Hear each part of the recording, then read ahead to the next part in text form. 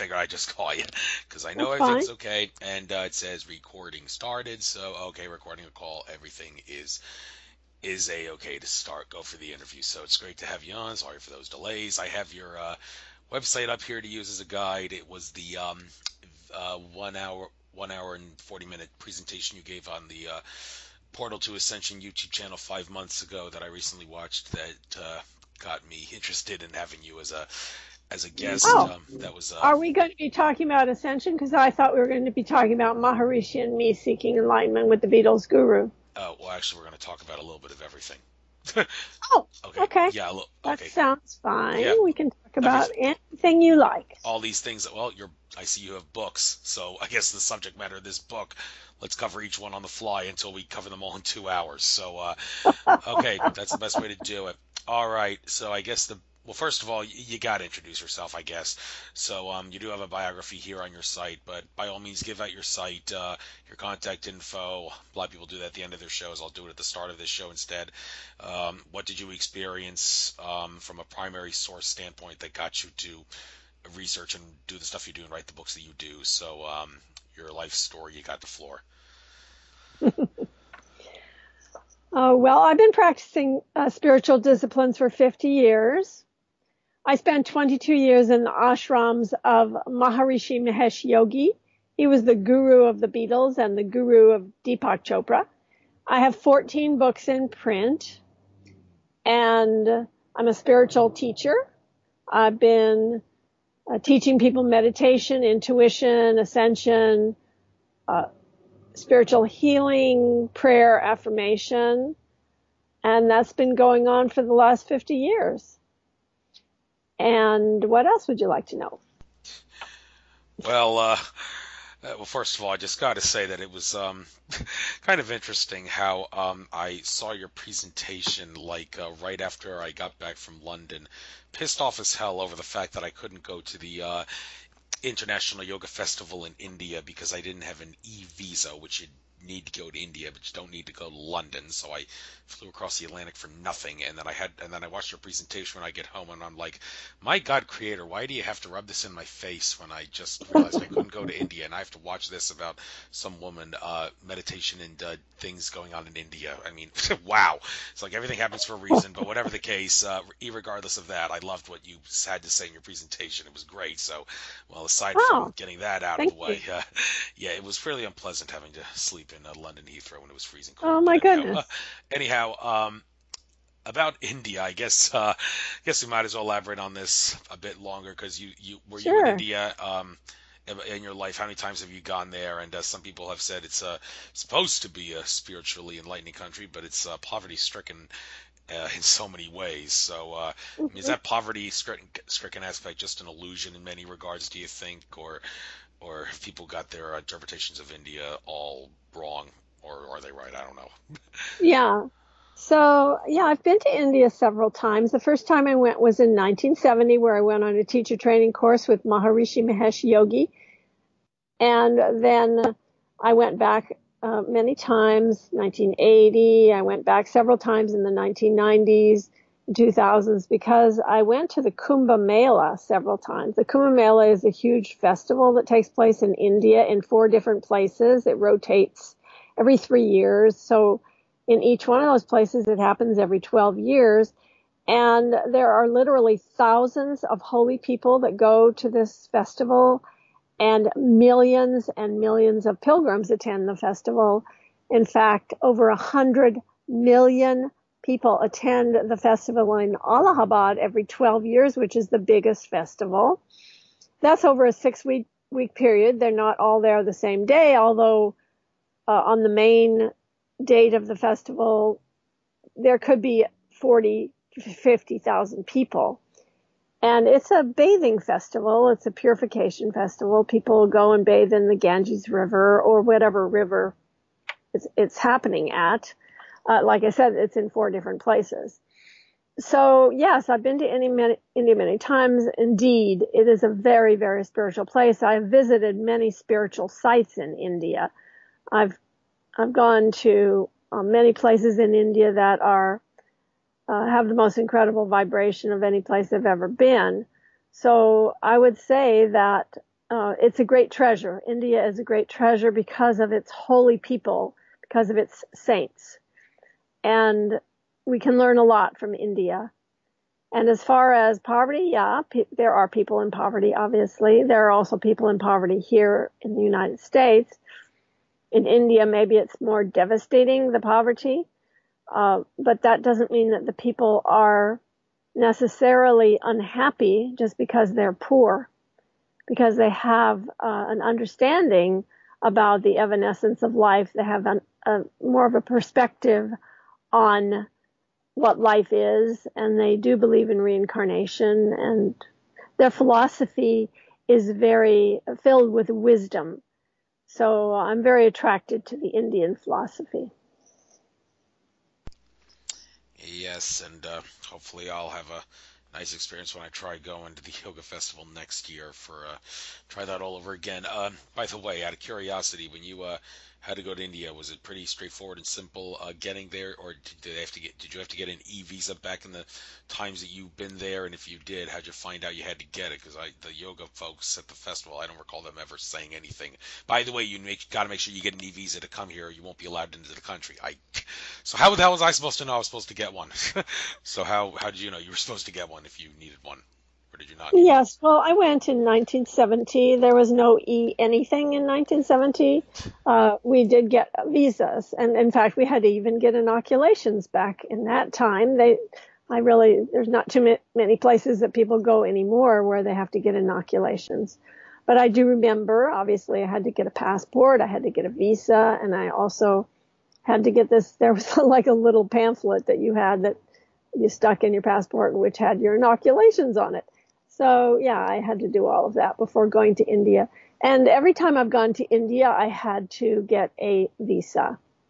So it's always been, every time I've had to get a visa in advance. And it takes time to get a visa. You can't get it, in a day. You have to actually. You can't, really, because I was told I could get the e-visa in 24 hours. But when I tried to apply for one, possibly an e-visa. yeah. I don't know anything about, e-things that are on the internet. I never applied for a visa on the internet. I went to the actual consulate to get the visa. Yeah, but I couldn't apply for one because there was a glitch in the system. 2012 Oh, was no. the only year you could select on the date of departure and arrival thing. Tried to call them, but nobody answered the phone, so that's why I ultimately flew across the Atlantic for nothing. For some reason, the creator was trying to keep me from going to that yoga festival, which is a shame because this month. That is a shame. Well, especially since this month, my horoscope said this is a good month to go on some sort of a retreat for yoga or something like that. As soon as I read that, I thought, okay, I'm going to the yoga festival this year. Well, it's not to be, and I don't really know why, but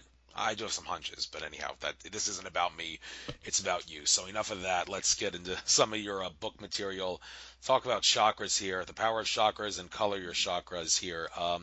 So when it comes to the color of the chakras, one thing I'm really interested to know about this, it's like you can eat food that is of a certain color to activate the chakra of that color.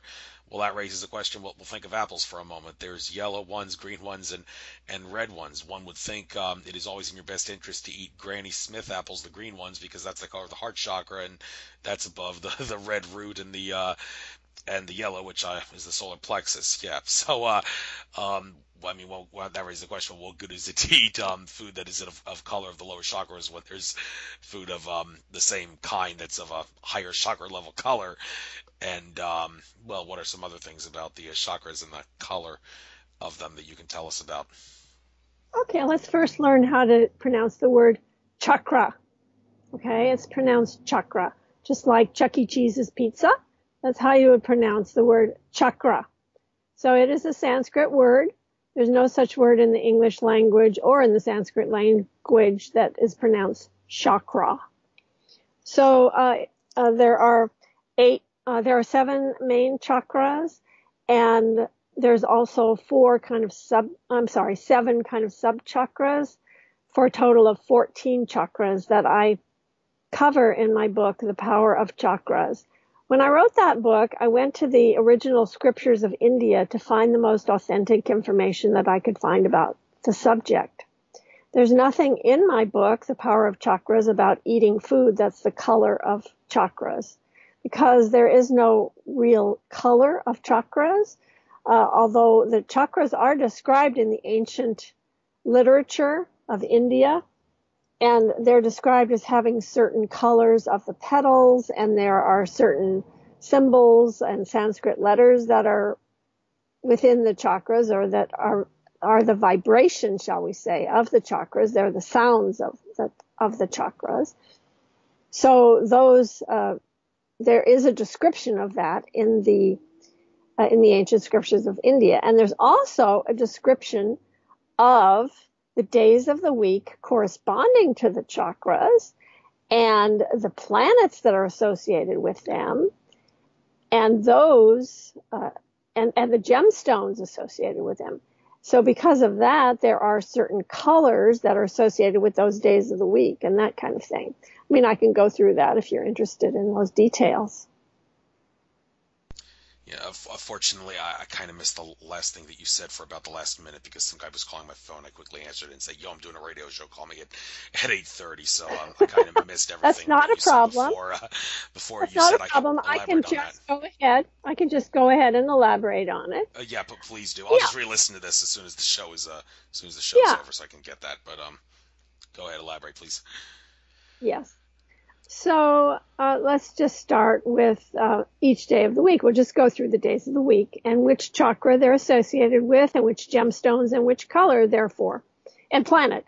All right, so we'll start with the day of the sun, Sunday. Obviously, that's the day of the sun. And that is associated with, guess what? The solar plexus, of course, because it is the sun. And that is the third chakra. And it's associated with the ruby, which is the gemstone, and the color of ruby is red. All right, so the next chakra we'll talk about is the next day of the week, which is Monday or Moon Day. Moon Day is the day of the moon. That is associated with the second chakra, which is the sacral chakra, or the chakra associated with the reproductive organs. And the moon is generally associated with fertility. So that's why it all corresponds. And so that is associated with the pearl and moonstone, and the color associated with that is orange. And by the way, I didn't mention when I was on the sun that the sun is the reason why it is in the solar plexus area is because it also is associated with the fire element of fire, which is associated with the fire of digestion. And the moon, the Monday, which is the second chakra, or the sacral chakra, is associated, like I said, with fertility, and that is associated with the element of water. Okay, so then we come to Tuesday. Tuesday, the word for Tuesday in Spanish and in French is Mars Day. In French, it's Mardi. So that's the day of Mars. So the day of Mars is associated with your base chakra, which is at the base of your spine. That's where it's located. And it's associated with the red coral is the gemstone, and it's associated with the earth element, and it is the color associated with that is yellow. All right, so let's go to Wednesday. Wednesday in French and in Spanish is Mercury Day. Mercury. So it's ruled by Mercury. And the chakra associated with that is the crown chakra. Crown chakra is above the head. It's also called the thousand-petal lotus chakra. And that chakra is associated with Mercury because of the fact that of the neural pathways in the brain. It's the center of infinite numbers of communications, of passing information back and forth, and that's what Mercury is associated with. So that's at at the crown chakra. And the color associated with that is green. Green emerald. Emerald is the gemstone for Mercury. All right, so the next day of the week is Thursday. In French, that's called Jeudi or Jupiter Day.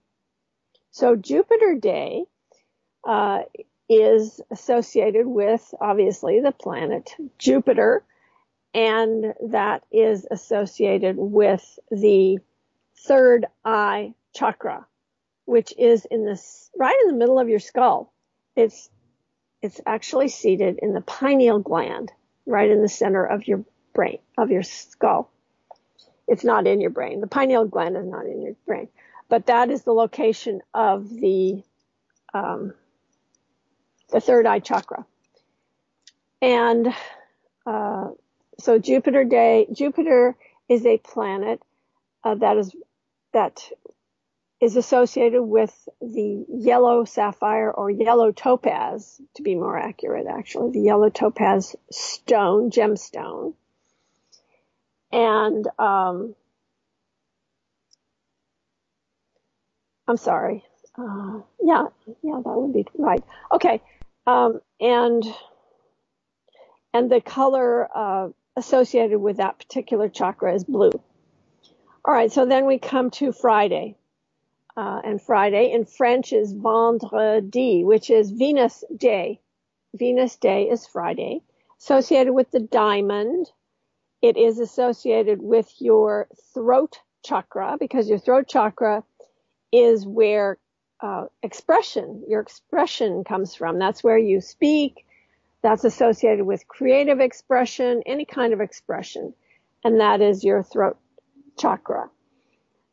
All right, so then we come to Friday. Saturday is the next one. Saturn Day is Saturday. So Saturday is associated with the heart chakra. Heart chakra. And the heart chakra is ruled by Saturn because Saturn has to do with contraction and expansion. And that's what the heart does. It contracts and it expands. It pumps. And Saturn is associated with the blue sapphire. And the color associated with the heart chakra is the magenta color or the violet color. And I think I've failed to mention the color associated with Venus, with the throat chakra, that would be indigo. So in any case, those are, according to the ancient scriptures of India, the chakras are associated with astrology, with what they call Jyotish, which is Hindu astrology, and they're associated with gemstones, colors, and days of the week. However, there's nothing in my book that talks about eating foods, colors of foods associated with chakras. Although I do talk about color and color therapy in another one of my books, which is called The Power of Auras. And in that book, I do discuss how the colors affect your health and affect your mood and affect a lot of different things. And those colors are associated with colors in your auric field, actually, but not the chakras specifically. Yeah, we'll get into that in a little bit. You mentioned that whole thing about Saturn is associated with the heart, and I hear that, I'm thinking, of course, it all makes sense now. Why would of all the planets, why would the Illuminati want to worship Saturn and twist it into such a negative way? Because they're trying to screw with our hearts. That makes perfect sense. And well, that's interesting. Yeah. Well, there's no such thing as a bad planet or a bad symbol.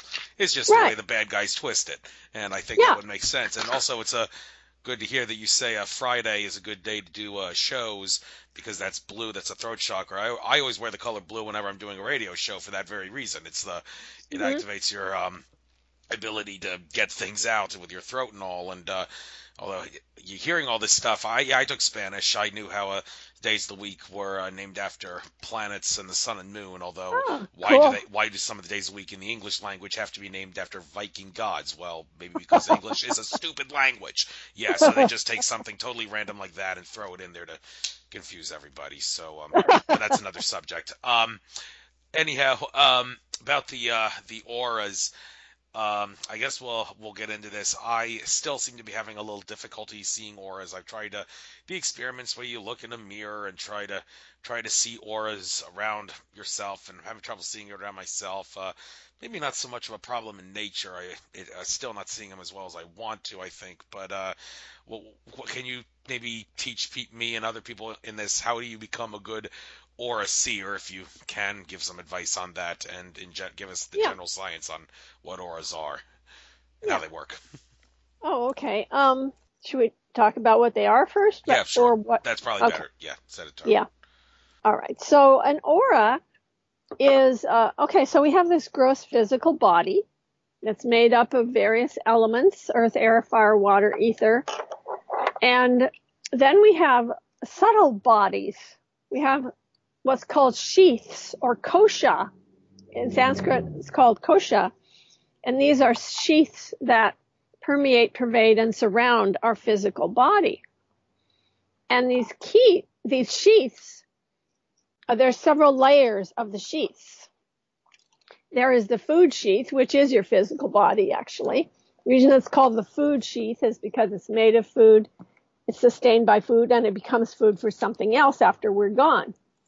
And then there's the pranic sheath, or the life force energy sheath, which is made of prana or chi or ki, depending on what country you're coming from, what language.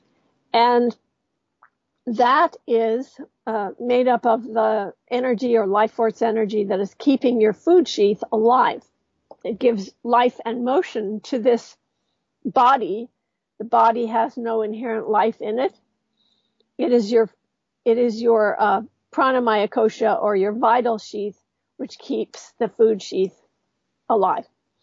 And then you have the mental sheath, or manomaya kosha. You have the intellect sheath, vijnanamaya kosha, and you have the causal body, causal sheath, which is the anandamaya kosha. So you have all these sheaths or layers of your energy field. And your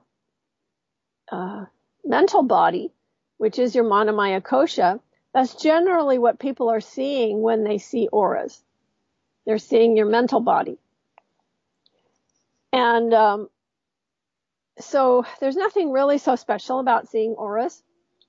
Everybody has the ability to see or feel auras. Most people feel them rather than seeing them. That would be like when you walk into a room and you sense something about the energy in the room. You meet people, you sense something about their energy. Most people are clairsentient rather than clairvoyant. That means they feel things rather than see things. So it is quite easy to feel auras, and many people do that. I mean, actually, everybody does that to some degree. So if you are more clairsentient, then maybe it's better to develop that sense rather than trying to see auras. And not as many people are able to see subtle energy as being able to feel subtle energy. But one way to develop the skill of seeing auras would be to work with those magic eye pictures. Magic eye pictures, they just kind of look like random colors, splotches of color on a page. But when you look at that page with soft focus vision, it turns into a three-dimensional object. It looks like this thing is popping out of the page. So that's one way to develop your clairvoyant side, is to work with those magic eye pictures, because it teaches you how to see things with soft vision, soft focus vision.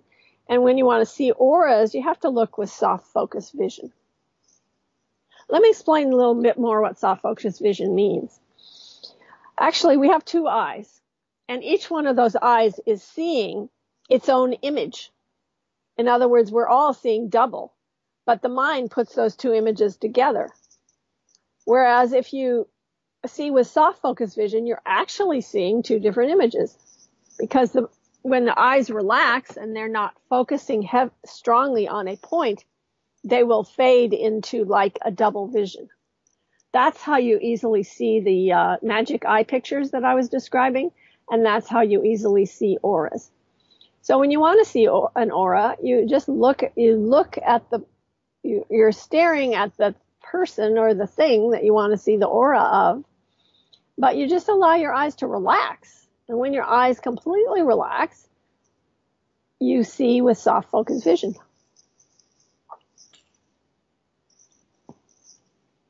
Yes, I was on mute there. Had a little trouble grabbing the thing, but that's interesting. Definitely something worth looking into more. The phenomenon of vision and what it is and what it isn't. Just asked my mother; she's an ophthalmologist, and I've had a few problems with that, being a sun gazer. That's a whole new story. Anyhow, let's. Where can I go next? Oh, divine intuition. Awaken your divine intuition. Now, this is something that's very important now, because some of the horoscopes that I've looked at for the year 2018 suggest that intuition plays a very, very big role in the awakening of humanity this year, and being able to trust your intuition and all that. Would you agree or disagree with that? And if so, well, after that, what can you do to improve your intuition so that your intuition turns out to be more and more accurate as consciousness keeps rising for yourself and the rest of humanity? Yeah, thanks for asking that question. Intuition is the major thing that I teach, actually, is being able to listen to the still small voice within, your divine voice, the voice of God within you, the voice of your higher self, whatever you want to define that as. So really, it's a skill that anyone can learn how to do and practice. It's just like playing the piano. It takes practice to get good at developing intuition. And it's really simple to do. And as far as intuition being especially important at this time, I would say that intuition is always important, but it is more and more important as people no longer can rely on institutions that they used to rely on to sort of help them or save them or take care of them or whatever. People are having to rely more on their own inner guidance, because they can no longer rely that they're going to have a pension, that they're going to have a bank account, that they're going to have a job tomorrow. So it's important for people to be able to rely on themselves and receive inner guidance. Inner guidance is the great gift of intuition. It's the most important thing about intuition, is receiving inner guidance. So how to do that? Well, it's really simple. All you have to do is you just sit down in a chair and you close your eyes and you take a few deep breaths. You take a very deep breaths so that you get into a quiet state, into a state of quietude. And that can happen just by taking breaths, and with every out breath, you just allow yourself to relax even more. So you just take a few of those, and then you breathe normally, and you'll be in a quieter state of consciousness. And then you might take some more deep breaths, and you might even call upon a divine being, or call upon your higher self, or call upon divine energy, and just ask to be taken deeper and deeper into that meditative state. And then when you get into that deep state of meditation, when you're in a quiet state, when you feel that you're deeply relaxed, then you do something that people generally don't do during meditation, and that is you ask. You ask a question, or you ask for guidance, you ask for inspiration, you ask for a healing, you ask for a specific spiritual experience, you ask for creative ideas, or you ask a specific question about something that you need help with. And then you take another big deep breath, and you do what I call the do nothing program. That means you do nothing and less than nothing. And when you do the do nothing program, when you do less than nothing, then that still small voice will give you the answer, or you'll receive the experience that you asked for. You'll receive whatever it is you have asked for. And that is the kind of magic or power of intention, of asking and receiving. And that's how all of this works. That's how you can start to develop your intuition, by listening to that still small voice. It isn't necessarily a voice, though. There's three basic ways that you will receive inner guidance: either a voice, a vision, or a feeling. So it's either clairvoyance, clairaudience, or clairsentience. And, don't strain to try to develop a particular method, a particular way of receiving that's not natural to you. Some people are more clairvoyant, some people are more clairsentient, and some people are more clairaudient just naturally. So clairvoyance means you see something with your inner eye. Clairsentience means you feel something like a gut feeling. And clairaudience means you hear the words. You get your answer through hearing the words that the inner voice is speaking to you. Thank you. I will definitely try to remember that and that advice when I do my best to rely on my intuition and do exercises to improve it. By the way, this is complete tangent here. Don't want to spend too much time on it, but out of curiosity, I just got to ask you this. Looking at your website here, it says Dr. Shumsky has been interviewed by these plus hundreds more. Looking at all the people that have interviewed you, a lot of these folks, these are definitely organizations that that deserve to be called fake news and are totally matrix bound and system of domination and control bound in so many ways. So, out of curiosity, how did you manage to get on all these programs when the stuff you talk about is designed to wake people up out of the brainwashing, and these organizations are designed to brainwash everybody? Yeah, I'm sorry. It just seems like a fair question to ask you, so I got to ask you, how do you get on these programs? That's hilarious. I think it's because I've been doing this for so long. My first book was published in 1996. So I've been at this for how many years is that? It's like over 20 years I've been writing books, and my first book was published by Simon and Schuster, and it's not that hard to get interviews when you're published by a major publisher. And my books they're all published by New York publishers, but it does give a little bit of more credibility to somebody if they've been published by a major publisher, and maybe it's easier for them to get on more major media. But it's not that easy to get on major media at all. It still isn't easy. But for example, I was just interviewed by the New York Daily News, and there'll be an article coming out in I don't know when, sometime this month. It really just depends on if you have a topic that they're interested in covering. Okay, fair enough on that one. So you got a lot of topics here worth covering on this show. We expose nature of reality on this show. So with that being said, let's kill two birds with one stone. Exploring meditation and miracle prayer. Now, this is something that's kind of close to me because I try to be active in the American Patriot community, and I got kicked out of an American Patriot community group, not because of my incompetence or lack of desire to do what they do, like fight for the good cause. No, it was because everybody in that group seemed to be a Christian in their own right, and I was spiritual but not religious, and I believed in meditation to do things that everybody else said, well, no, we don't meditate, we pray because we're Christians.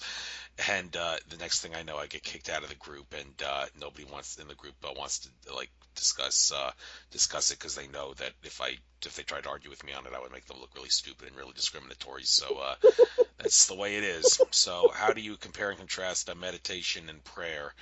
And I guess I'm more concerned about meditation because I consider prayer to be of a religious connotation. How do you improve your meditation skills, and are there better ways to do meditation than other kinds of ways? Yeah. Okay, first of all, I'm gonna address this idea that you have that prayer is religious. Actually, every single thought that we have throughout every single day is prayer. And let me explain what I mean by that. Lord Buddha, in the very first verse of the first chapter of the Dhammapada made a very stunning statement. It's the most important statement he ever made. That's why it's the first verse of the first chapter of the most important, scripture that ever was made from Lord Buddha. So first verse starts like this. All that we are is the result of what we have thought. That's the statement. All that we are is the result of what we have thought. That is a stunning statement. Stunning when you think about it. Then he goes on in the next couple verses to say, if a person speaks or acts with a pure thought, then happiness follows him or her. If a person speaks or acts with an impure thought, then unhappiness follows him or her. So if you actually break down those verses, you will come to realize that what Lord Buddha is saying is that we're creating our own reality and our own destiny moment by moment through every thought, every word, and every deed that we do. And he's not the only one who said that. All the ancient seers, all the spiritual masters throughout the ages, even Jesus, by the way, speaking of Christian, he said the same thing. It's just that the Christians don't understand what he was saying. But in fact, yes, indeed, we're creating our destiny moment by moment through every thought, every word, and every deed. So if we want to define what prayer is simply intention, our intention that we're creating moment by moment with every thought that we have. It's just like if you throw a pebble into the center of a pond, the waves will go out from that center out. The waves will go out until they, in concentric circles, until they hit the edge of the pond, and then they come back to the center exactly the way they were sent out. Similarly, every single thought, every single word, every single deed that every individual does acts just like that pebble. It has an effect. The effect doesn't end with the edge of your body. It doesn't end with the edge of your energy field. It travels out into the universe, and it comes back to you just as it was sent out. And that's called the law of karma. That's what we experience. We experience consequences to every action that we do. So every one of those thoughts, every one of those words, and every one of those deeds is a prayer. In other words, it is an intention, and it creates a consequence. Yes, the fact that we're infinite consciousness implies that every one of our actions will impact everything else through our consciousness, albeit at levels that are so infinitesimally small it's inconsequential when you go at a universal level. But that's the way reality has to work when you realize the Mandelbrot set math, and I use this as the best example for describing the phenomenon of everything you do affects everything else. Change one small part of the Mandelbrot set, no matter how deep you go into the picture, no matter how small a Beatles-sized representation of it, you change the whole thing, even at a level that no good eye could possibly perceive. It's still a change, so that's the way it works. So that's how prayer works. Now, you wanted me to talk about meditation for a moment as well. So there are many, many different forms of meditation. I practiced one form for 22 years when I was younger. It was called Transcendental Meditation, which was taught by Maharishi Mahesh Yogi.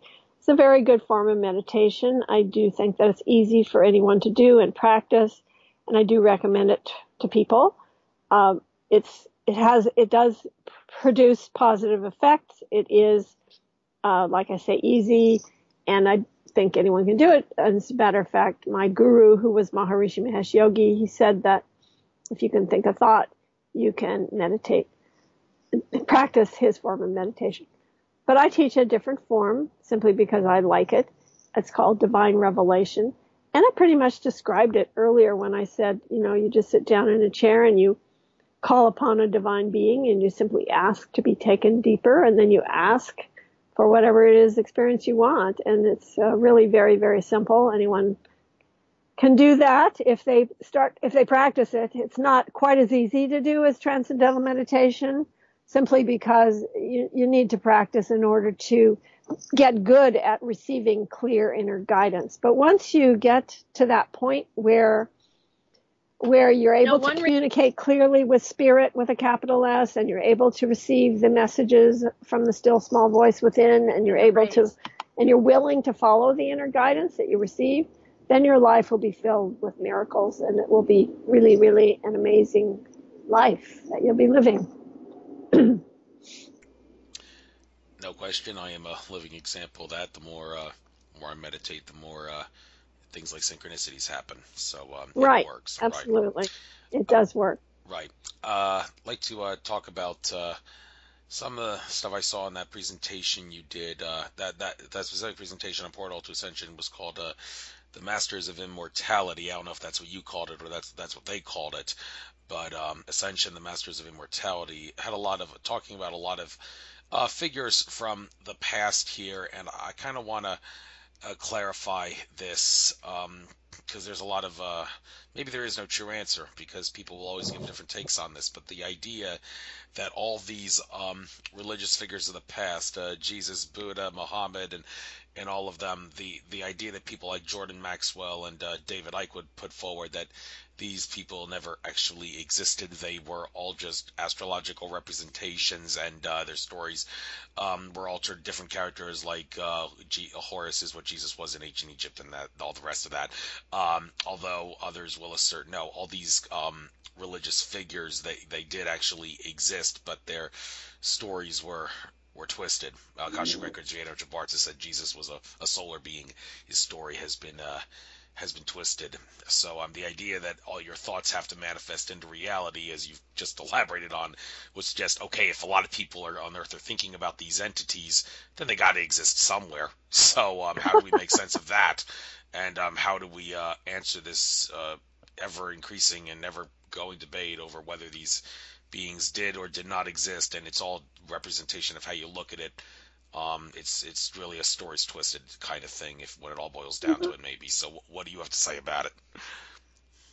Well, that's the reason why in my book I don't just cover these kind of mythical type of figures, but I also cover people who actually lived in the 18th and 19th and 20th century, so that people would realize ascension is not just in the Bible, it isn't just in ancient scriptures, it's also in living people who are around today. You know, there are people who either claim to or seem to have attained what we call the rainbow body in the Buddhist tradition, or ascension in the, I don't know, esoteric, theosophical, I don't know what you would call it, tradition, spiritual tradition, shall we say, or ascension even in the religious context, as in Jesus, or the Assumption of Mary and that sort of thing.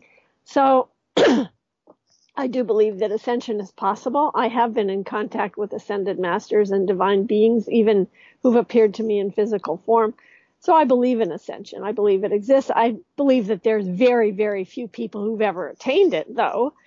And, you know, the Buddhists, they do claim that tens of thousands of their monks and nuns have attained what they call the rainbow body.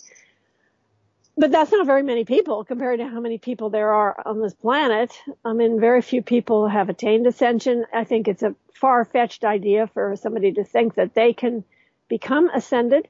But I do believe that it's possible for us to rarefy our physical form, for us to attain more of the light body. In other words, that the body can be transformed into a lighter substance, into more of a light body rather than just the gross physical body.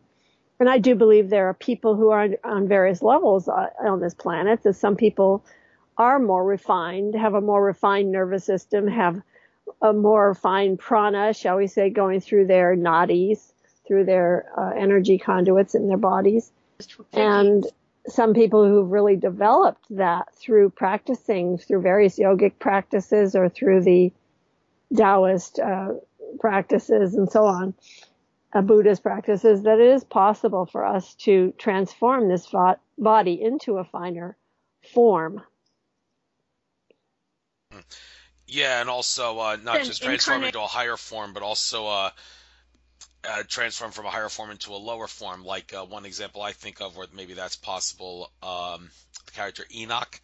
It's talked about how Enoch and Metatron are one and the same. Well, wait a minute, Metatron's an archangel, so how could they be one and the same? Well, if you're talking about some being that's already ascended, being able to descend itself, if you will, descend, if that's the proper term to use, into some sort of an incarnation on Earth in order to, among other things, wake up humanity, that could be what Enoch basically was. So, and I was watching, it's interesting you mention these rainbow beings. I was watching a presentation by William Henry recently where he talked about the whole rainbow color of like Osiris on his hat and all is similar to the rainbow color that's you see emanating from beings from India and such, and the what's the word? It's on the tip of my tongue. These like angels that serpent creatures and all. I don't know, drawing a blank on it, but he said they were the ones that brought down the rainbow light, the high level spirituality energy, and these different representations. There are different cultures of a rainbow body, be it Osiris Ad or these beings sitting on a throne in the depiction from India. Yeah, it's all like all these cultures around the world had the same idea, and beings like Enoch that were descended, for example, could have helped get the word out. Does that make sense Mm-hmm. about what happened in Yes. ancient times? Yes. As a matter of fact, there's two different classes. The beings that we talk about, that I talk about in my book, Ascension. It's called Ascension. And one of them is ascended masters, and the other is avatars. So an ascended master is someone who actually was a living human being who has attained this light body, who has attained the status of ascension, who has transformed their physical body into a light body. For example, Ramalinga Swami would be one example. Many examples in my book. That was an example of somebody from the 1900s, though.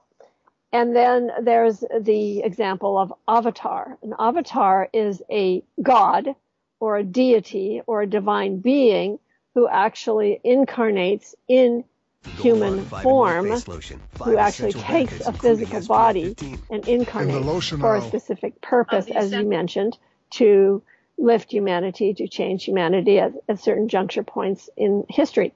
For example, Lord Krishna would be an example. Lord Buddha would be an example. Those are avatars.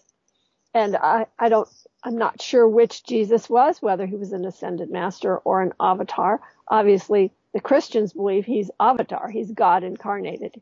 But they don't believe he's an avatar. They think he is the only one who's ever done that. But in fact, there have been many, many beings who have incarnated as avatars on this planet.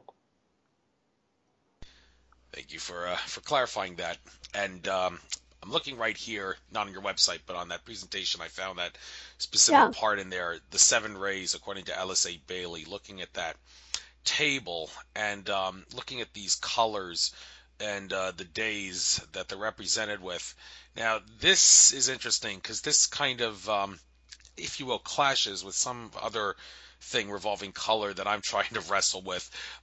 2 sources in particular. There's a program I downloaded called Wardrobe Secrets from, I think it was the numerologist.com website, just a PDF thing of sorts, where they explain that if you add the digits in your date of birth and the digits in the current day, and using numerology, you get to some numbers, and the numbers 11, 22, 33, 44. Those are special numbers, certain colors, and like 1 through 7 is red to violet, and then rose pink is 8, gold is 9, and 11 is silver and white, and I'm not sure what the rest are. But the interesting thing about that table is, from what I deduce, I'll never wear the color orange because the added the digits and all, you like they add to 10, that's 1 plus 0, you get 1. The next one is going to add to 11, which is one of the silver and white. It's never going to get to 2, so I'll never wear orange. But I'm looking at your table here, you're suggesting that Venus,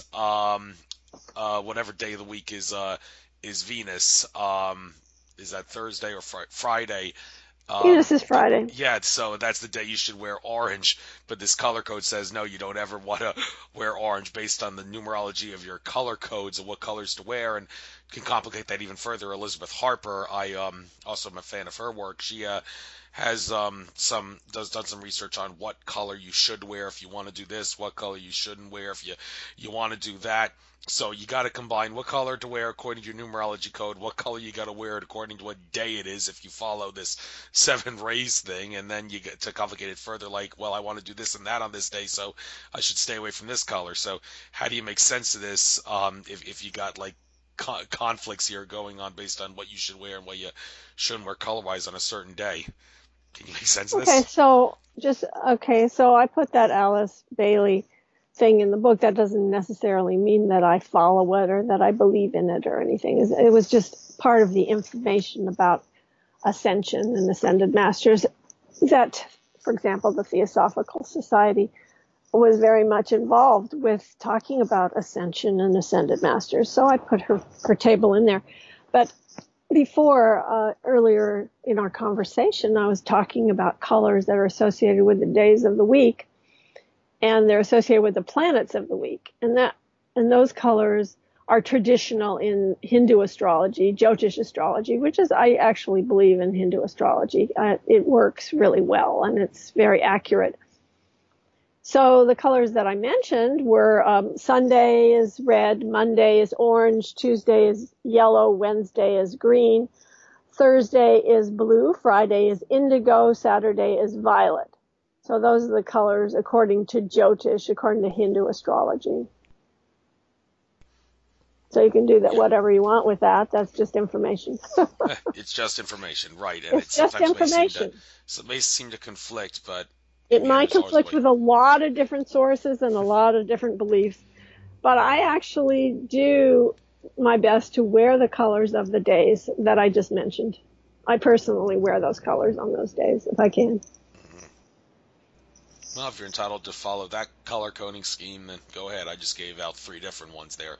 Yeah, there are This one, a lot of Elizabeth different Harper's, ones. and the whole wardrobe secret using numerology. So, but all right, let's go to some of these other things here. How to Hear the Voice of God. That's another book. And when we talk about connecting with entities and beings and such that would have are of a higher level consciousness than we are, I've heard people talk about doing this. Like George Kavaslis, I believe, has said, I've actually spoken to the consciousness of this universe that we are living in, and well, why is he so lucky? If you, for lack of a better word, well, he says there's no such thing as luck. But my point is, well, what did he do to be able to speak with the universe's consciousness, and why is it that some other people that can do what he do can only go as far as speaking to the consciousness of the central star in our solar system, for example? I mean, is there anything you could do to be worthy, if you will, be worthy to be able to communicate with the consciousness of the universe and not just a galaxy or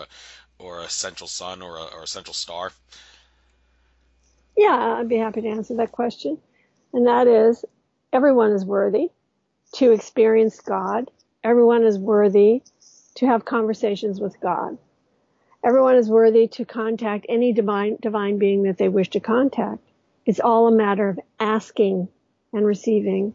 Everything that I teach is based upon one thing and one thing only, and that is ask and it shall be given unto you. So it's simply asking and asking and asking and receiving. And like I said, it takes practice. It takes time to learn this kind of skill. It's a skill. It's like anything else. You can devote your life to playing the piano, for example, and you get really, really good at that. Or you can devote your life to listening to the still small voice within. And the still small voice within is not just one voice. It may just be one voice for some people, but it could be a number of mighty voices, great voices, voices of deities, voices of divine beings, voices of stars, for example, as you say, a star, a central sun or whatever, voice of the consciousness of the universe.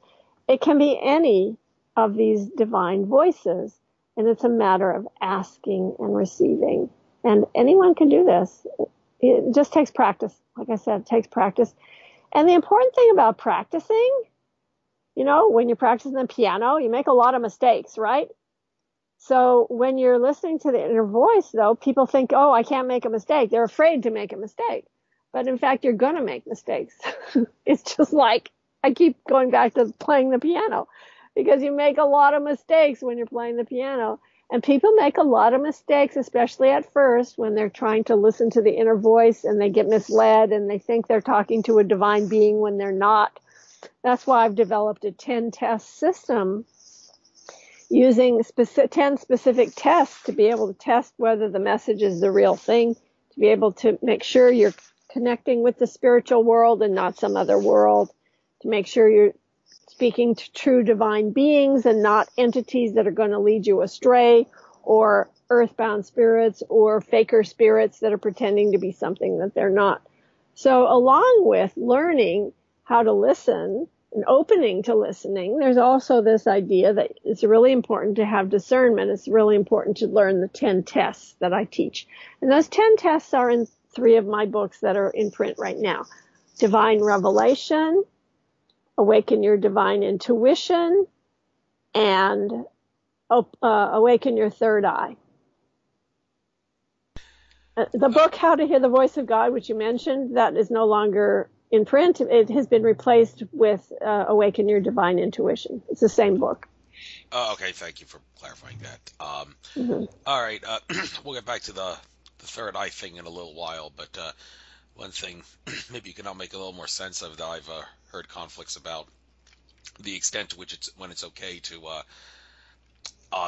get involved in someone's spiritual life and spiritual essence without asking them for permission. Now, the reason I bring this up, Daniel Teague of Vegas Star Healings, interviewed him, pretty cool with him, and I often pay him to utilize his abilities. He was he's one of the people in a growing movement of people who had a car accident in his case, a lot of other near-death experiences, but they managed to survive it. But in having the experience, they had a near-death revelation of sorts where they were able to learn something or have a new ability or whatever after the accident. In Daniel Teague's case, he was able to access the spiritual level and the ability to heal things and balance chakras, clear out auras, and clear out negative energies out of places.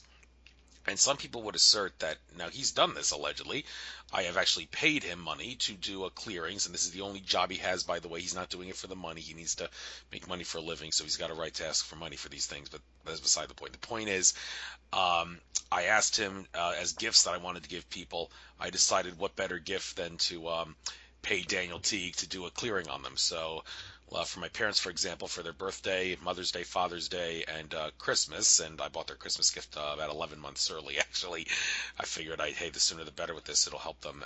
I asked Daniel T to clear out timeline hooks from them, balance their chakras, and clear out a couple of other things. And some people would say, well, he can't possibly be doing that. I mean, he would have to ask for permission from the higher selves of your parents in this case for him to be able to do some sort of a clearing like that.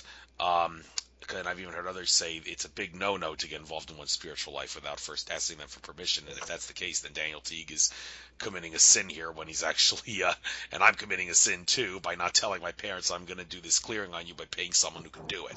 So what's the real deal here? Is it a sin or not to sin to do something like this, spiritual clearings on people without asking them for, or their higher selves, for permission? Well, it really depends on what you're doing for that person. It depends on if you're trying to manipulate them or trying to change them in some way that they don't want to be changed.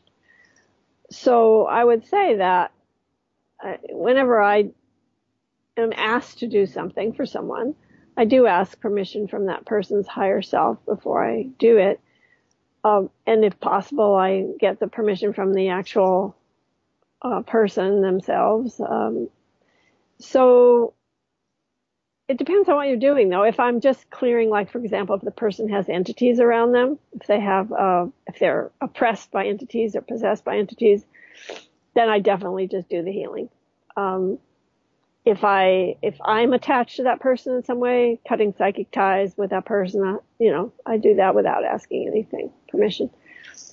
But, if you're going to, for example, pray for somebody for something, let's say you're going to pray for somebody to get married, I want my daughter to get married, so I'm going to pray for her to get married. That's really manipulative unless you ask for that person's permission, because she might not want to get married, you know? So it really depends on what it is that you're praying for or asking for. That's what I would say about that. That's interesting. Well, I don't think a lot of people have actually given me such an answer like that when I've asked this before. So, but it does make sense what you're saying anyhow. So, Hello? Did we oh, get can you hear me? disconnected? Can you hear me? Hello? Can you hear me? Hello? Are you on mute? I'm not on mute now. Can you hear me? Hello? What happened? Looks like I'll have to call you. Where are you? Hang on a minute.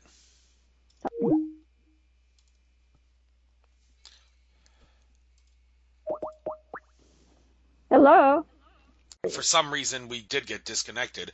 All right, I'll just have to combine two separate interviews here into one. So I don't know how that happened. I tried pressing my mute button on and off, and well, whatever. So anyhow, without further ado, let me make sure that the thing is recording. Yes, it is. So, you did get what I was saying, right? Yes, I did. I okay. did. Fine. And now I'd like to move into another thing here. Let's get into the third eye thing, then we'll get into that other stuff. Whether or not it makes sense to go with the third eye, I mean, I can't help but pick on George Kavasilis for this. There's a lot of things he says I like to pick on. Love him as a person, though. And he also talks about how the third eye, because it's in the head, which is where the mind is, and because the powers that be want control of our minds, it's better to just go with the heart all the time and forget about the third eye. And I hear that and I say, well, okay, fine. If you can have fun by going with the heart 100% of the time, then, well, more power to you for not being able to get bored. But you're missing out on the spice of life that is variety. You might as well use your third eye every so often just for the sake of variety and all. So I think that's where I disagree with him on that. But hey, if he wants to go with the heart, that's his prerogative. But the third eye, I'm sure that awakening it, there are ways that you can awaken it without letting the powers that be control it in a way that lets them control you. So I guess that's my first question. How do you awaken your third eye without the powers that be controlling your mind? And what are the things that you can do to your third eye, with your third eye, that you suggest people do? Yeah, great question. So the thing is that the third eye is the eye of illumination. It's the place within the physiology, let's say the area of the pineal gland, which is where your Agya chakra is. Ajna is pronounced Agya. Agya chakra, which is your sixth chakra, is located in that area of the pineal gland. But it's not in your physical body. By the way, chakras are not in your physical body. If you dissect a corpse, you're not going to find any chakra, any nadi, nothing. You're not going to find any of those things because they're not in your physical body. They're in your subtle body. They're in what's called the pranamaya kosha, which is your vital body. That's where all the chakras are. So your sixth chakra is your third eye chakra. And that is the place where you attain higher consciousness. That's the place of illumination. It's ruled by the planet Jupiter. Jupiter is the ruler of the sixth chakra. And the word Jupiter in Sanskrit is guru. That actually is the word for Jupiter in Sanskrit. So it's your inner teacher. It's where you can receive intuition. It's where you can receive lessons and guidance from your inner teacher, the still small voice within you, your higher self, God within, whatever you want to define it as. So that is definitely worth seeking, worth developing the awakening of the third eye. And you were asking how to prevent yourself from the powers that be that are trying to close down your third eye or make you stupid, shall we say, make you not so spiritually awakened. Well, that's why I suggest that it's a good idea to use the 10 tests that I teach, because the 10 tests will help you to discern, discriminate. It will help you to heal anything that does not serve you, anything that is not for your highest good, to use specific healing prayers for that, and also to attain what I call self-authority. Self-authority means that you're in control of your own mind, you're in control of your own consciousness, and that nothing and no one can control you. So using a simple affirmation, I'm going to teach everyone this affirmation right now. That's very helpful. And it can be used in all kinds of situations, especially if you feel that you're being influenced by some external force, especially if you feel that you're getting out of whack or off track, if you feel at any time that you're being drained of energy. This affirmation is the go-to affirmation that is printed in almost every single one of my books and is really, really important. Especially if you're a psychic sponge. A psychic sponge is a person who absorbs energy like a sponge absorbs water. And people get drained. When they're psychic sponges, they get very drained. They feel like at the end of the day, they're just exhausted because everybody that they've encountered is like a vampire, a psychic vampire to them, and is draining their energy. So this affirmation really, really helps. And it goes like this. I am in control. I am one with God. I am the only authority in my life. I close off my aura and body of light to the lower astral levels of mind, and I open to the spiritual world. Thank you, God, and so it is. Thank you. I use affirmations myself. Maybe I'll listen to that one again, write it down, and use it regularly myself. So definitely sounded pretty catchy and interesting there. Okay. It's very Yes, powerful. it is. And Yeah. moving on here, looking at some of the videos that come up on YouTube, if someone types your name in the YouTube search, there's this video from 6 years ago.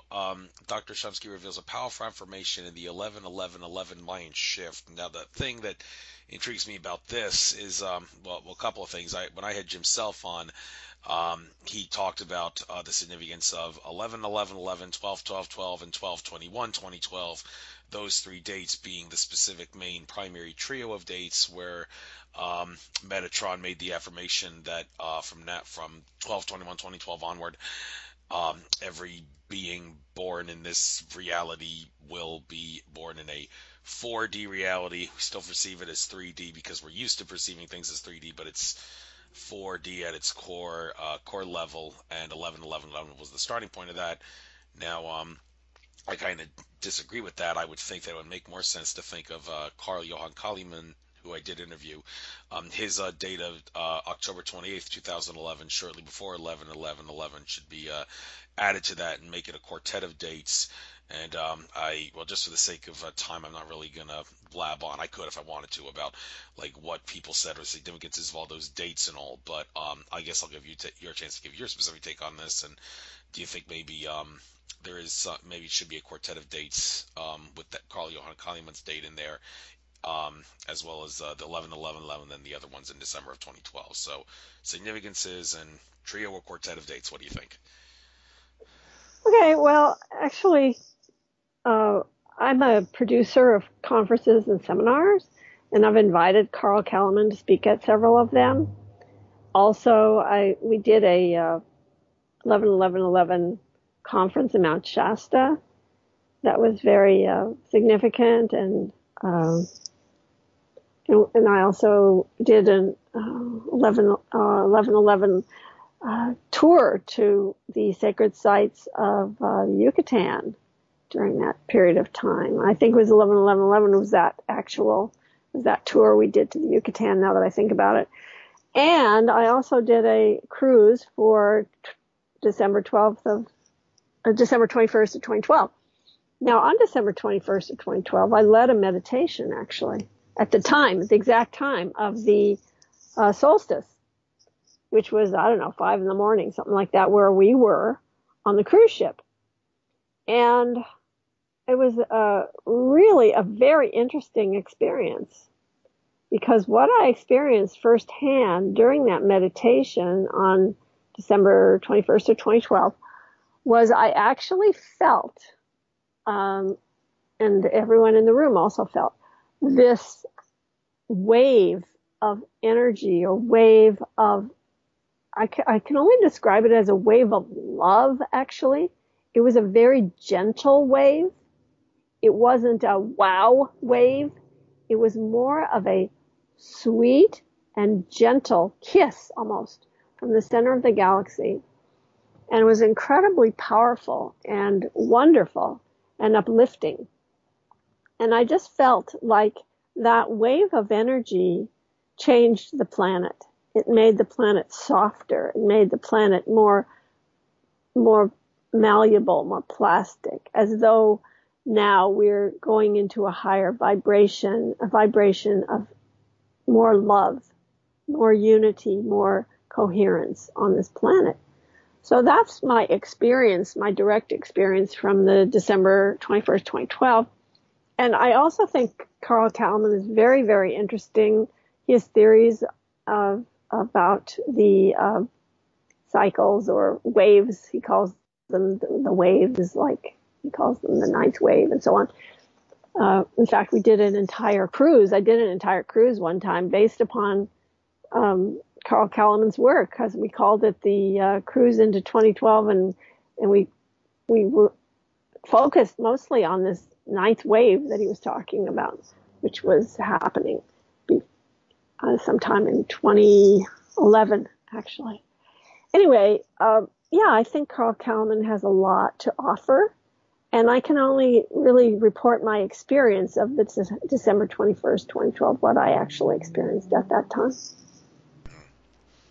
Yeah, I remember what I was doing then. I'm sure a lot of other people do, and I wonder all the people that wanted to see the end of the world, how they felt. Well, why would anybody want that? There's so much more to live for. So, yes, anyhow. No, I've told that silly rumor that was going on. Yeah. I told everyone. I spoke at many, many conferences leading up to December 21st, 2012. I spoke a lot about 2012, and I told them, I said, I promise you, you're not going to have the rapture happen on that date. I promise you that's not going to happen.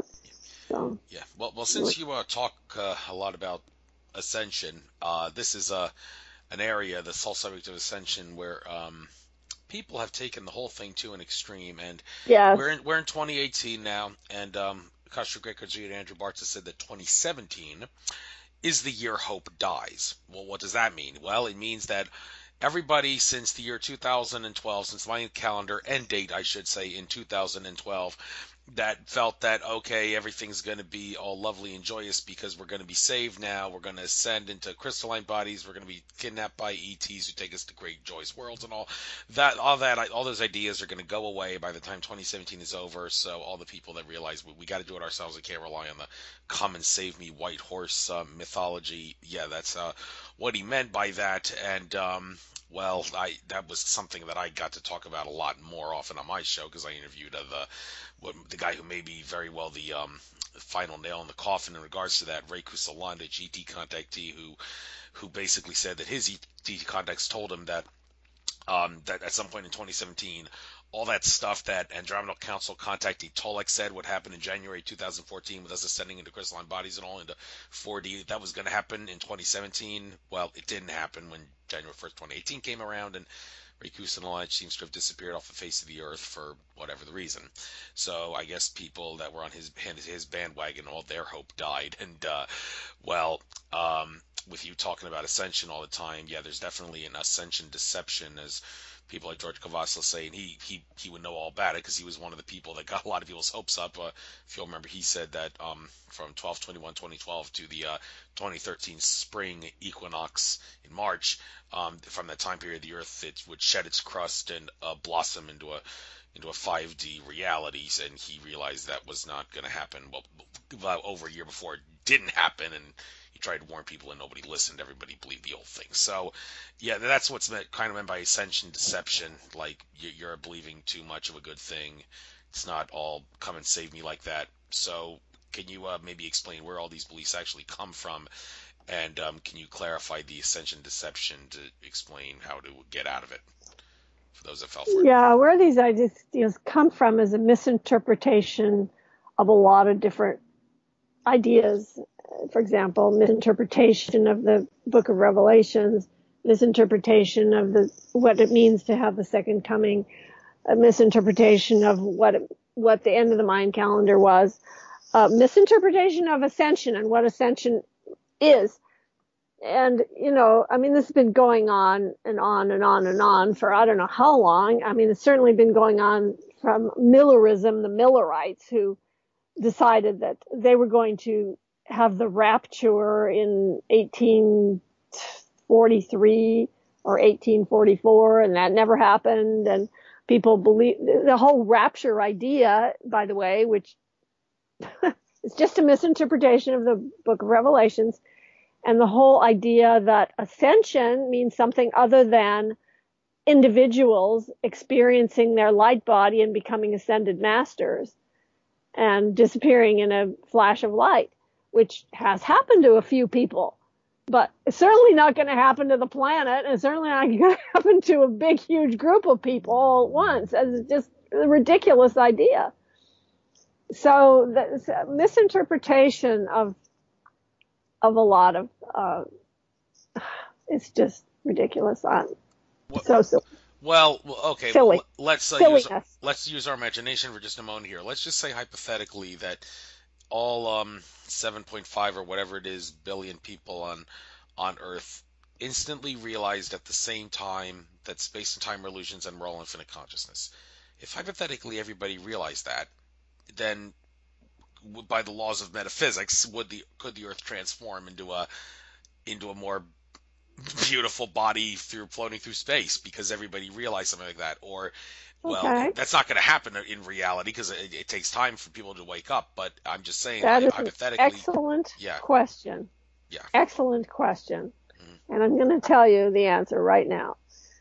Over the last 60 years, the world has changed so dramatically. This is not the same planet that it was 60 years ago. The vibration of this planet is so much higher, so much finer than it used to be. And the reason I know that is because I lived in 1950s. I lived in 1960s. I know what the world was like back then, and it's not the same place. Back then, the atmosphere was so dense. People were so scared. People were so tense. People were so full of stress. And you think they are now? Nothing like it was back then. You do realize that during the 20th century, the wars that took place then were bloodbaths. There were 70 million people that were murdered in World War II. 70 million. Compare that to the small things that have been happening in the 21st century and how many people actually have been killed in conflicts or so-called wars that aren't even wars compared to what went on way back then. This world is completely different now, and everyone has their vibration has risen. Obviously, everyone's vibration rises at different rates because there are all kinds of levels of consciousness on this planet. But there are a whole lot more people on this planet now who are of higher consciousness.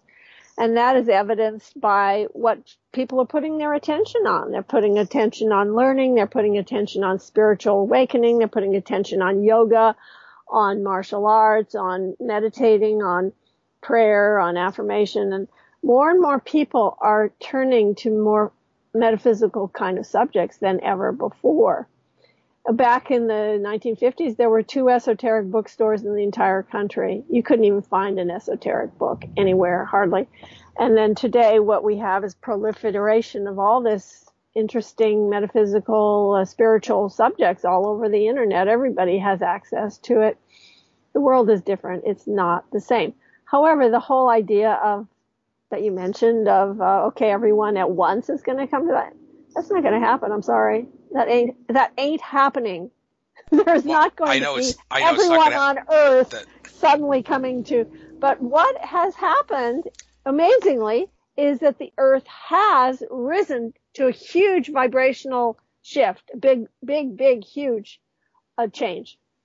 It has happened, but it's happened gradually over the last 60 years. Yeah, gradually. I realize it's not going to happen, but I was just asking, hypothetically, if it did, do the laws of metaphysics allow for the Earth to transform in a major way instantaneously in a short time because everybody were to realize that at once, or would the Earth have some catching up to do in order to keep up with humanity's awakening like that? I mean, The like, Earth is already, the Earth, the planet, the mhm. physical planet, Mother Earth is always in tune with, in harmony. It's human beings who are out of tune. The Okay, Earth right, itself is fine. The Earth is, yeah, it goes on doing its thing. so Human beings are what screw it up yeah, or make it better. mhm, It's getting better. yeah. Just People are pick up a getting, little litter every day is just to make the Earth a little better is something I follow myself, and anybody that's can do a that. good idea. That's a very practical thing people can do. Put some things in the wastebasket. And And don't use recycle. plastic. Yeah, Don't use plastic as much because plastic is really screwing up the right. Uh, oceans. Okay, getting back to what comes up on YouTube. First video here, 5D event, healing the astral plane, clear your energy field in the environment. Now, we were talking about the auras earlier at an event I was at in West Philadelphia about 6 months ago. Some lady there was talking about it's one of the speakers, a simple thing to do to clear your aura. Basically, just the thumb of one hand, press it into the middle of the palm of the other, and then do that with the other hand with the with the thumb of the other hand as well. Do that several times, and then like rub your hands around the outside of your body where your aura will be. You will clear out your aura. Is that a just snake oil advice, or is that a genuine way to clear your aura? I'm interested. Can you maybe validate that woman's technique or not? And also the astral plane. How do you heal the astral plane, and how far can you heal? Just your astral plane, or other people's, and how do you expand other people? So, what do you have to say about this? Okay.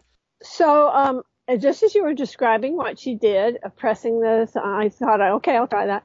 So I'm doing that. And actually, because I'm focusing on it while I'm doing it, I am experiencing, amazingly, that there is a calming result.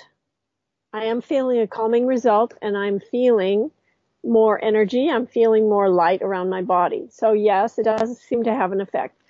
Um, Let me just give you some other tips, though, that are really good for clearing out the energy field. And one of them is Brain Gym. I don't know if you're familiar with it. It used to be called Edu-K, and now it's called Brain Gym.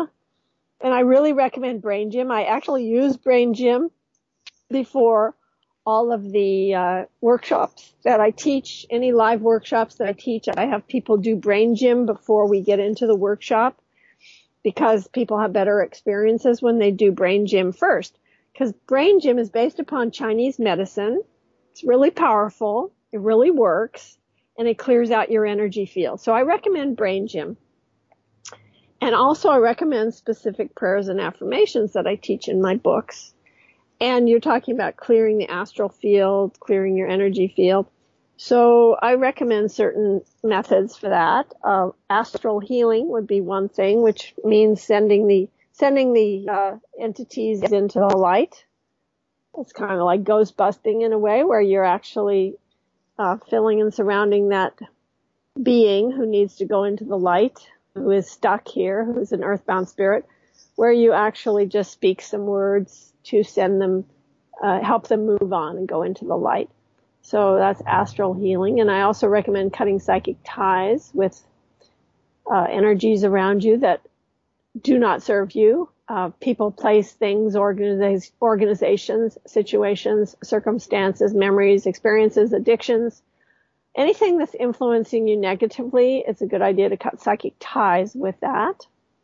And it's a good idea to cut psychic ties with people in your immediate environment that you live with and that you work with on a daily basis. You'll have better experiences with them when you cut psychic ties with them.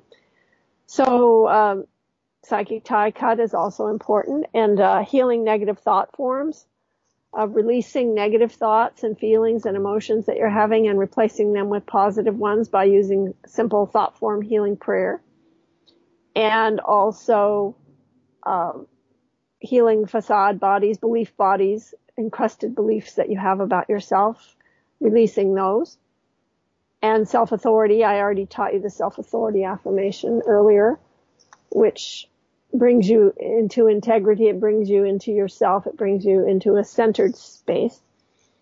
And also it closes off your aura so that things are not influencing you as much. All these healing prayers are in my books. The book that has the most healing prayers in them is called Instant Healing. My book called Instant Healing. It has 243 really, really powerful healing prayers in it. And you just go to the appendix and you see what it is, the problem that you're having. It'll have a list of the names of the prayers, and then you can just go to that page number that's listed in the appendix, and you just speak the prayer audibly, and you get instant healing. I mean, it works because remember I talked about how Lord Buddha said all that we are is the result of what we have thought. And if a person speaks or acts with a pure thought, then happiness will follow him or her. If a person speaks or acts with an impure thought, then unhappiness will follow him or her. So if you say an affirmation, you'll get an instant result because you are speaking into reality the word, which is the truth, and that will change you immediately, and you'll feel better immediately.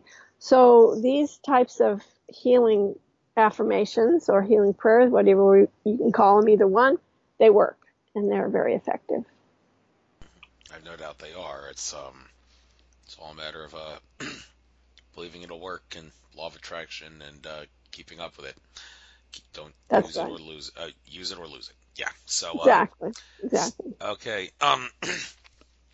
Another thing here. I want to talk about clearing ties, clearing cords, and all that. Now this is another area where there's a little bit of a debate here. One could debate what's the sense in paying people like Daniel Teague, the guy I mentioned earlier, to do like healings and clearings when you can just ask the archangels like Archangel Michael to cut the cords and do other healings and clearings for free of charge. Well, one might suspect that Archangel Michael may not cut a cord if you ask him to, if he would know, hypothetically, that you were also going to ask someone like someone of a Daniel Teague nature who can cut the cord themselves. I mean, is it possible the archangels would do that? Like they're not bound by time because they're of a higher consciousness, so they would probably know. Like this person is probably gonna ask this guy to cut a cord, so I can't cut it at this moment. They'll just have to live with it and wait until the guy that charges a fee does it. I'm thinking maybe that does happen because I do a daily Archangel Michael clearing and healing that lasts about 2 minutes 30 seconds, that's led by Elizabeth Harper every single day, where I ask him, among other things, to cut cords, and I envision certain people where I think I may have a cord on, and yet I remember a couple times Daniel Teague, who I have no reason to believe he's not legit. A lot of people I've asked him to check on me, and he says these people don't have cords, these people don't have cords, and every so often he said I had one, even though I seem to recall asking Archangel Michael to perhaps cut it. So can you explain, is it a completely different set of cords when you're talking about a guy like Daniel Teague versus Archangel Michael, or is it true that maybe what I think Archangel Michael will not cut certain cords if he knows you'll ask someone else to cut it? Archangel Michael or any of the divine beings will do exactly what you ask them to do. If you call upon the Holy Spirit, or you call upon Archangel Michael, or you call upon Saint Germain, or you call upon Babaji, or any of the divine beings, and ask them to do something, they will do it.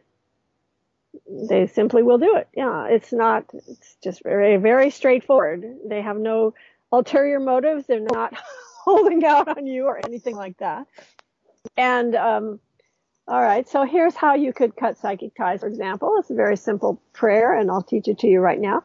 I call upon the Holy Spirit to lovingly cut psychic ties between myself and, let's say, myself and Andrew. These psychic ties are all now lovingly cut, lifted, loved, healed, released, dissolved, and let go into the light of God's love and truth. Thank you, God, and so it is. So that helps you in your everyday life. You can cut psychic ties with everyone around you, with your family, with your friends, with people, anybody who is with you or around you. You can cut psychic ties and your life will be better. I promise you. Your relationships will be better with people you cut psychic ties. You'll have more intimate relationships with people you love if you cut psychic ties daily with them. So I recommend doing it. It works. It helps. Now, as far as having someone else do it, sure, you can pay someone else to do it if you wish, but it's not necessary. You can do it yourself, especially if you become, like I said, practice. Okay, coming back to the piano analogy, you get better and better at it. You get better and better at speaking the word, speaking the affirmations, more and more power behind them. If you practice more, if you're doing it more often, you just get better at it, and it seems to work better because your word has more authority in it, because you have seen the miracles happen so many times, and you believe more and more in it working. So it's just like any other skill. I know people don't think of prayer or affirmation or meditation as a skill, but that's all it is. It's just something you learn and you practice and you do and you get better at it. Well said. And all right, you seemed really interested and want to talk about this when I first let you on, the whole Maharishi and me thing. See, there is a video here that you uploaded about 3 months ago where you talked about it. That video is about 47 minutes long. I can't give you a full 47 minutes to talk about this because I have to bring the show down in about 25 minutes or so. People with lousy attention spans don't want to listen to anything over 2 hours. Well, yeah, whatever. So you got the floor here. I don't know if we can discuss other things. We still have a little time left, but the whole Maharishi and me thing, you really wanted to discuss this, I sense. So what was that all about? What have you learned from that you feel is worth enlightening me and everybody else about? Well, Maharishi and Me is my memoir. It's about my life story, and I actually just assumed that that's what you had asked me to speak on because I'm doing interviews about that every day. That's my latest book. That's all. Whether you're interested in the topic or not, that really depends on you if you really want to hear about it. It has to do with my experience of being with Maharishi Mahesh Yogi, who was my guru. I lived with him. I was on his personal staff for 6 years, and I lived in his ashrams for 22 years. That was at a time in my life when I was involved with transcendental meditation, which was the form of meditation that he taught. People think that's a generic term of for meditation, but in fact, it's a trademarked actual technique that he taught. And he taught it in the 60s, way back when everybody was into Eastern philosophy at that time. It was very popular at that time to learn about meditation. And I mean, it was a new thing, something that, okay, so when Maharishi first came to the West in 1959, there was no meditation. There was no mantra. There was no yoga. There were no yoga studios on every corner. It didn't exist. Within 10 years, he made those into household words. He single-handedly changed the culture to now believe in the idea of meditation and to learn about yoga and all of these Eastern concepts. And so he had a huge impact upon the culture. And I was part of that. I was at the forefront of that whole hippie. I was a hippie. I was a flower child. I lived in the San Francisco Bay Area during that time. And we were all seeking for spiritual awakening, those of us who were flower children. And we were experimenting with drugs, LSD and psychedelics and all of that. And I specifically wanted to experience nirvana. So I was reading everything I could get my hands on about the whole idea of nirvana, and I was reading the Buddha scriptures, and I was reading Autobiography of a Yogi by Paramahansa Yogananda, The Way of Zen by Alan Watts, and other works by Alan Watts, The Psychedelic Experience by Timothy Leary and Richard Alpert, and they were telling us to turn on, tune in, drop out.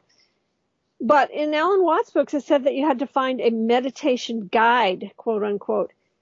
And in 1966 in Berkeley, California, you didn't exactly go to the yellow pages and find meditation guide or anything remotely similar to that.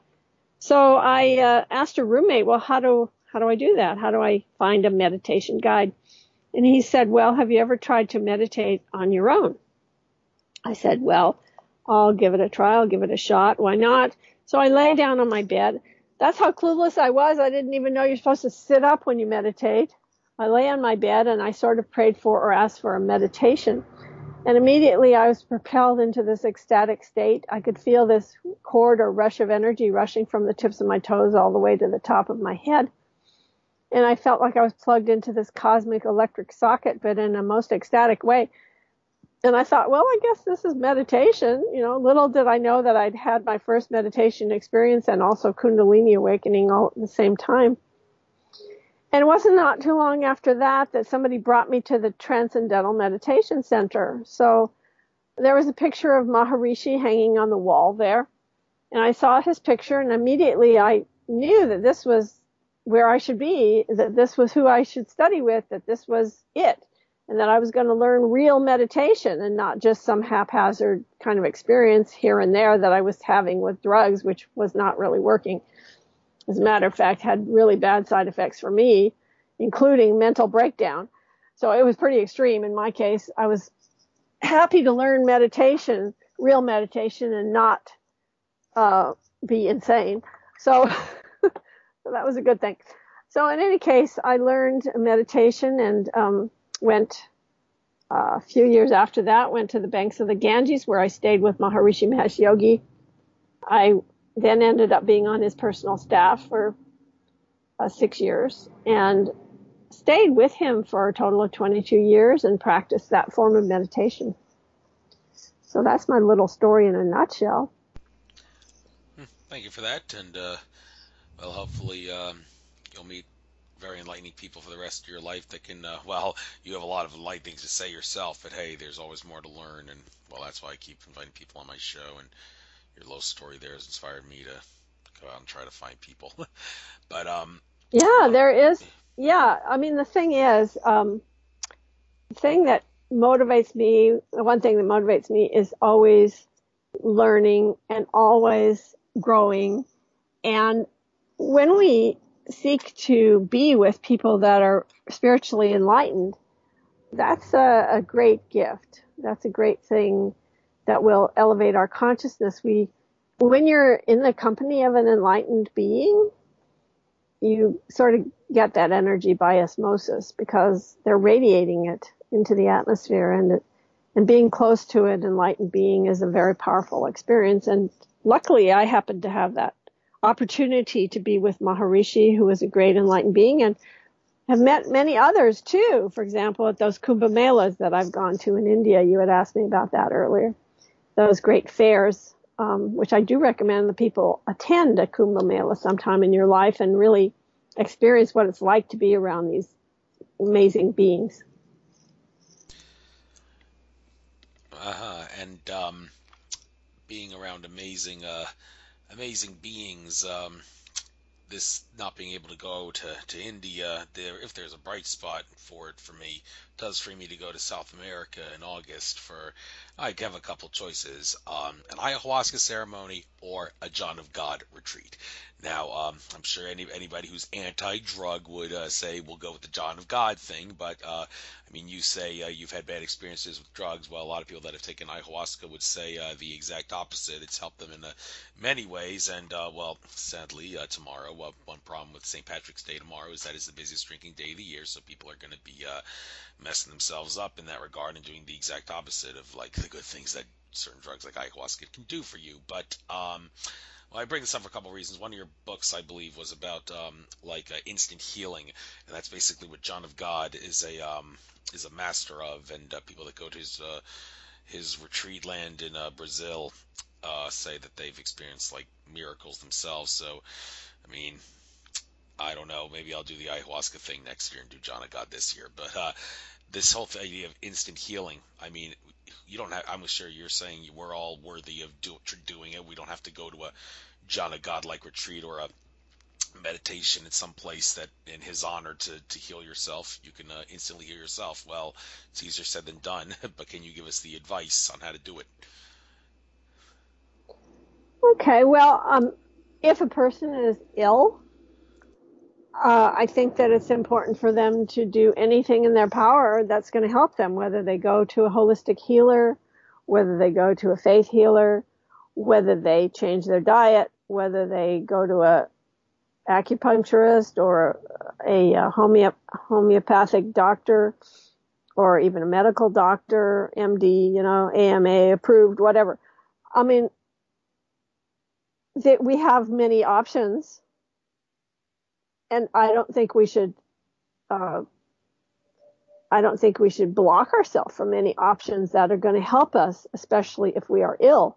It's important that we keep a positive mental attitude. I believe in prayer and affirmation. I think they're very, very important and very powerful. Getting into a negative state about yourself and about your health is certainly very anti-productive. And so I think anything you can do to help yourself, I would highly recommend people to do, and especially in the field of health, and obviously living a healthy lifestyle. I think that, well, Hippocrates, his motto was, "Let your food be your medicine be your food." So what you're ingesting in your mouth is very important when it comes to the physical health. But Jesus said one time, he said it's more important what comes out of your mouth than what goes into your mouth. In other words, what you're thinking, saying, and doing is more important even than what you're eating. So obviously, you can change your thoughts, you can change your mind, and you can do that instantly, and you're going to feel better. Anytime you use an affirmation or a prayer, anytime you uplift yourself through those methods, you're going to feel better. So that's what I mean by instant healing. It's using a prayer or affirmation which produces instant results. Because, and I'm going back again, I'm going to say this again, Lord Buddha said, all that we are is the result of what we have thought. He didn't say just some of what we are or every other Tuesday. He said all that we are is the result of what we have thought. Thank you. But to elaborate on that, it has been said that thoughts are only half the puzzle. Thoughts, that's electricity, that's the male energy. But emotions, that's the magnetism, the divine feminine part, and you gotta combine both of them. So, well, I'm sure that the people that make quotes about thoughts and creating reality would say, yeah, I know that. I just didn't elaborate on that in my quote about thoughts. But is it really? It's like combining the left and the right brain, one might say. How do you utilize your thoughts and emotions in a good way to make sure that you're giving out a good amount of emotions relative to a good amount of thoughts in order to create the kind of I'm sure even too much emotions and too little thoughts would have to be a bad thing, of course, because it's an imbalance, I guess. So how do you find that balance in regards to the two things? Okay, thoughts and emotions are not two different things. They're exactly the same thing. Your thoughts, your emotions, it's all in your mental body, your mental, your monomaya kosha, what we call the monomaya kosha, which is your mental body. Your mental body consists of your attention, which is thought, your mind, your sensory mind, shall we say, the mind that experiences the senses, and your emotional body, which is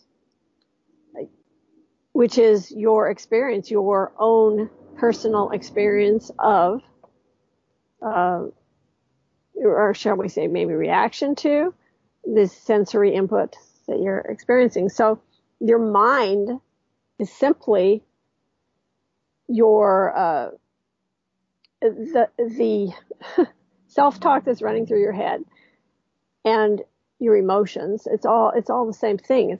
They're not really separate from each other. They're intertwined inexplicably. I mean, they're intertwined. They can't really be separated from each other. So when Buddha says all that you are is the result of what you have thought, he's not just talking about your conscious mind. He's actually talking about your subconscious mind. He's talking about the deepest part of your beliefs, habits, conditions, emotions. The deepest beliefs that you have are what create your reality. Jesus said, it is done unto you according to your belief. It is done unto you as you believe. As you believe, so be it done unto you. So he's not talking about your conscious surface level belief. He's talking about what you really believe. Because I'll give an example. You might believe that you think that you should be wealthy, but your subconscious belief or your deepest belief is that you are not wealthy, that you're poor. Unless you can change that subconscious belief into something different, unless you can change it from I am poor to I am abundantly provided for or I am wealthy, you're never going to be wealthy on the outer level. It's your innermost beliefs about yourself that create your reality. So when Buddha says all that you are is the result of what you have thought, he's talking about your deepest convictions about yourself. He's talking about what you really believe, not what you think you believe. So if you're always affirming and saying, "Oh, I'm so tired, I'm so sick, I'm so sick, I'm so tired," then you're creating that reality for yourself. You're going to manifest that because that's what you're praying. That's what you're saying. Praying, saying, thinking all the time. So we're manifesting our reality moment by moment by moment. And the subconscious beliefs, those have been hanging on for a long time, maybe lifetimes. They might be very difficult to change, but it's worth it to work on changing them. And if you can change them, then you can change your outer reality. You can change your experience day by day. If you can actually change the deepest convictions and deepest beliefs of your subconscious mind. Hope that answers. Yes, it does.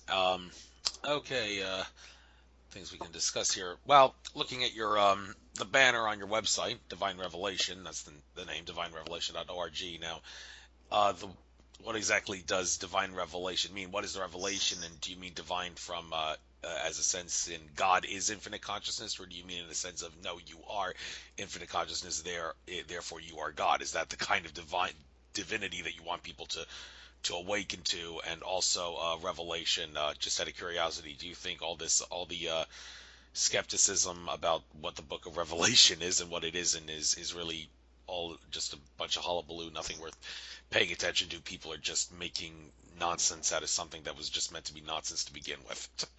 What do you have to say about that? Okay.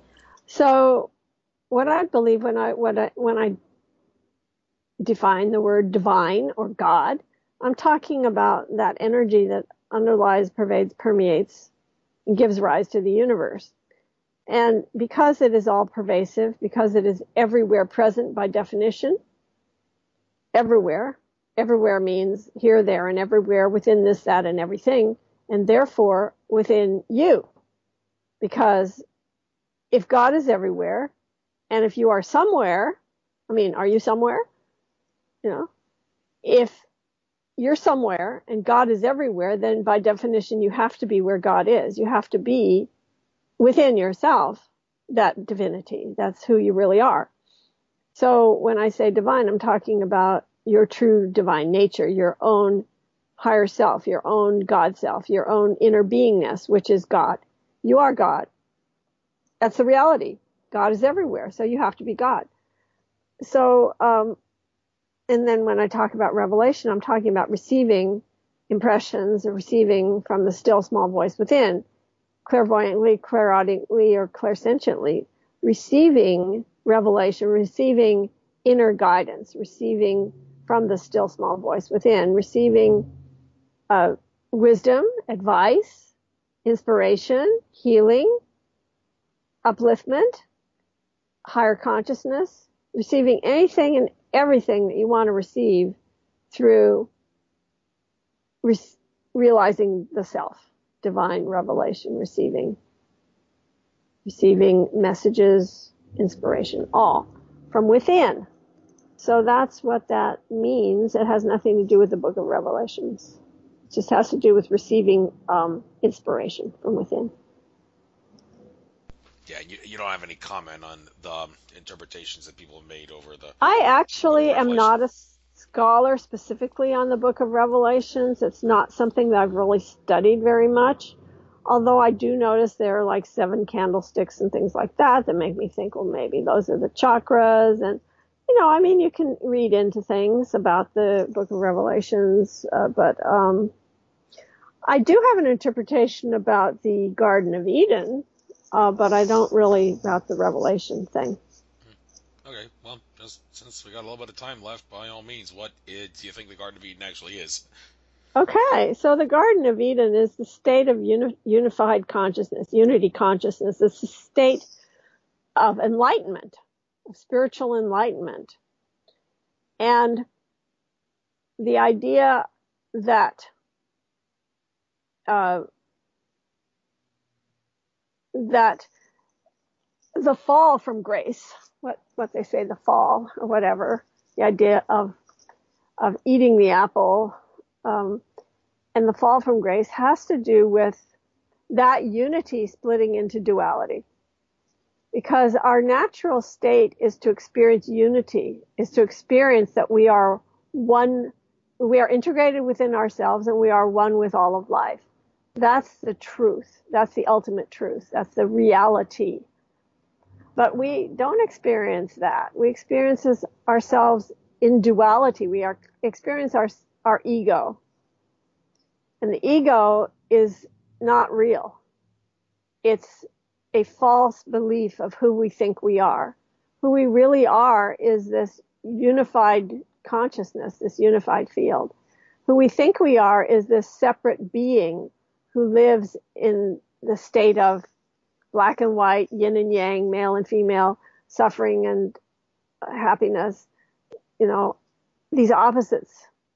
So that is the duality that we have fallen. We've fallen from the state of unity. When we ate the apple, we fell from the state of unity. It's just an allegory about falling from the state of grace, falling from that state of oneness.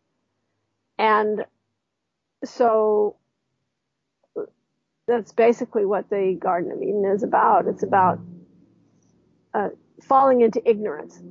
Now, how that happens, according to Eastern philosophy, is that there is a unity, there is a oneness, but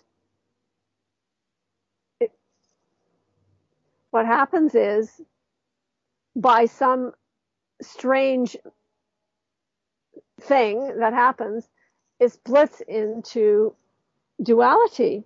And that happens by way of something called kanchukas. In Sanskrit, they call them kanchuka. So what that means is there is this infinite, this absolute, this oneness, this consciousness that is not in duality. In the Upanishads, it said that it is one and only one. It is one without a second. And in the Bible, in the Hebrew Bible, it says God is one. There is only one God, Hear, O Israel, the Lord is one, the Lord is God. And that's what Moses said. So there's only this oneness, but by virtue of trying to measure this infinity, that's how duality happens. So there's a word in Sanskrit, it's called Maya, and Maya means to measure. So what we're doing is we're trying to measure this thing that's infinite, and you can't measure the infinite. Therefore, that's why Maya is often thought to be illusion, because it's an illusion to try to measure the infinite. So if you measure the infinity of the universe and beyond the universe, the only way to measure that is to create something called space. In order to measure eternity, which is, the absolute is eternal, that's how time gets created, when you try to measure in eternity. And when you try to measure all-powerful omnipotence, what happens is you create power. And when you try to measure omniscience, which is all-knowingness, then what you get is knowledge. So these limited concepts or constructs come from trying to measure the infinite. So that's how it works. That's even in basic math. Like, you can't measure the length of a coastline because numbers go into infinity. We just actually celebrated the fact the numbers go into infinity 2 days ago. It was Pi Day. Pi, that's a Oh, number that goes into Pi infinity. Day. Yeah. Cool. The number, it's 3 is finite, 4 is finite, but 3.1415926, whatever the rest is infinite. Decimals go into infinity. So that number in Cool. and of itself is a perfect representation I see to show that, well, the universe, boundless but finite. How is that possible? They can be both. Well, there's your answer. Something infinite between two finites. It is Cool. definitely, yeah, makes sense, doesn't Very it? cool. Very So, cool. yeah, out of curiosity, I guess maybe we'll, just of all the questions to ask you, we'll end it on this. You seem to be, what is it about the candle flame that you find so mesmerizing? Looking at your website, seeing that thing burning. I've heard of a lot of experiments where people do rituals and such with candles, and some even say that you can improve your vision using staring at a candle flame or something like that. Candle flames, ways that you can use them to improve your spiritual life. Any advice there? Well, there is a candle meditation that's in my book, Awaken Your Third Eye, where you use soft focus vision to stare or gaze at a candle, and that can help, especially with concentration. So it is a yogic practice. I mean, I teach a lot of yogic practices in my books. Almost all the practices that I teach in the books are based upon ancient practices from yoga. And by the way, yoga is not an exercise in a gym. Yoga is not an exercise in a gym. I'm just going to repeat that so that people get that.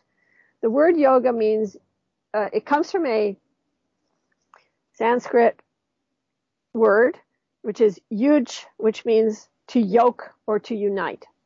But it's not uniting the forehead with the floor. It's not uniting the nose with the knee. That's not what yoga means. It means uniting individual spirit with universal spirit.